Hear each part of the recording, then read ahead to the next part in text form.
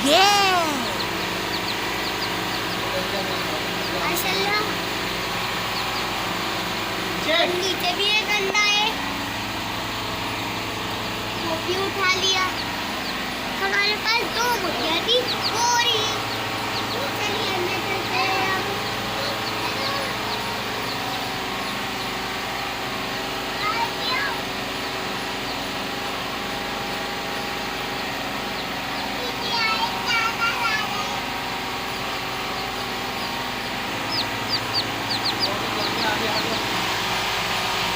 नाज़रीन, हमारे पास 4 अंडे हो चुके हैं और ये सारे जमा करके हमारे पास 12-13 हो जाएंगे तो हम मुर्गी के नीचे रखेंगे, फिर छोटे छोटे चूजे निकलेंगे। आपको हमारी वीडियो कैसी लगी लाइक ज़रूर करें, बेल आइकन के बटन पर दबाएं। बाय।